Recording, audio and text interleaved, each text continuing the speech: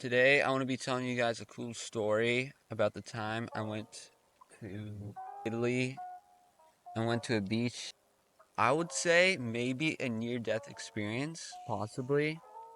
So, the story went when I went to the beach in Italy with my parents. We went to a beach that was not too far away from where we stayed.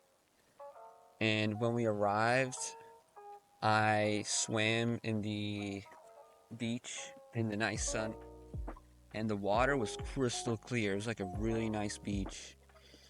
And after an hour or so of me just putting my head back and just relaxing in the water on the beach, I got out of the water and had some food with my parents, and then just simply just sat down and relaxed in the sun. But after I ate, I was just filled with an urge to go do something.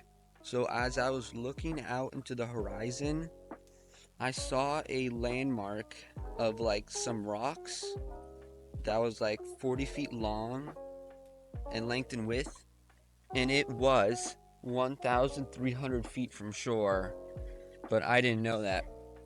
And I could see some boats around it.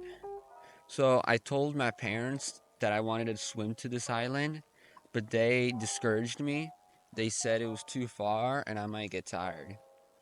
Now, this was young me many years ago when I was around, I'd say 15 at the time.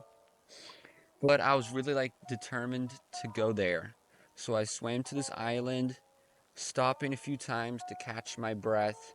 And when I mean stopping, I mean I would lay back my head and my body and rest on the water.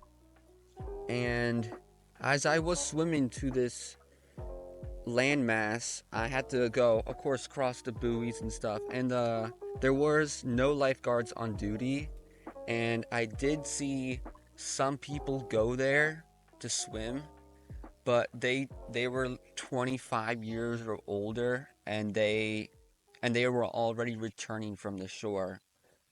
And I didn't know why, but it was actually because it was gonna get high tide soon. But I didn't know that. But continuing on, as I was swimming to this landmass, the water became darker and darker, and it first started out as like a light blue color, and then it got darker to like a dark blue, and then like a very black color where I would put my hand in the water and I couldn't see my hand. It was so dark, and I could feel the vastness of the ocean. I could like feel like it became deeper and deeper, and I was just like a tiny little pebble in this great big ocean.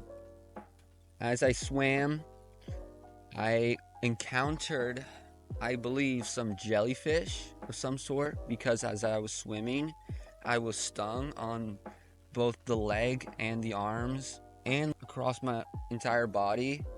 And I didn't see any jellyfish because the water was completely black. So the only logical thing I did was I just swam faster. So I just swam, and after a while, the stinging did stop, but I did feel the pain as I was swimming, even though the jellyfish left. But yeah, those were some obstacles I had to face. And then when I was about to reach this landmass, I would say 50 feet, 50 to 100 feet away from this landmass, as I was swimming to it, I saw this great big blue thing, huge. It looked like a boulder, and it was like glowing green. And I think it could have been just like a rock in the sun, and the sun was just making it glow like that. But this thing was like a huge green boulder that I've never seen before, and it was just really shocking to me. But when I did arrive in the island, I was so relieved because I didn't know if I was going to be able to make it. I was determined to make it, but I didn't know if I was able to make it. So I arrived at the landmass. I was so excited. And then I tried waving at my parents, and they waved back. and took in the sights. It was like so pretty. It was like the sparkling water and everything. But at that time, the sun was going down, high tide came. So I was faced at a decision of either I could stay and watch the sun or I had to rush back because I realized not even the boats could even go close to me.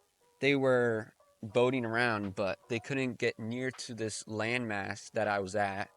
And all the people that was there, which was like hardly any to begin with, they all left. So I had to swim back all on my own with high tide coming in 1,300 feet away from shore with nobody to help me. And also, there were swordfish that I don't know if I was far enough where they were present, but I would see swordfish in the stores of Italy, and they could be anywhere from 6 to 12 feet long, and these swordfish were ginormous. So, terrified little me was swimming back high tide with swordfish and jellyfish, not knowing when they would attack me, and I was just keeping my eyes fixed ahead at the beach in front of me, very far away, and it was like a tiny little speck in my eyes. So I had to swim, and it took a while, around 1 to 2 hours, maybe longer. It's been such a long time since this happened, but it was definitely an event to remember by. But I was swimming back and I did get stung. Thankfully, no swordfish attacked. I did get stung, and then I just had to swim faster. And then eventually, I came back to the shore with high tide complete, and like the waters are like super high and they were rough. And a ton of like salt water got into my mouth. And I was also wasn't the best swimmer, so I got slightly injured. And then I arrived at shore with my parents, and they were surprised. And I was just so grateful and happy to be alive. So that was just one of the stories of my life, and I hope you guys enjoyed it.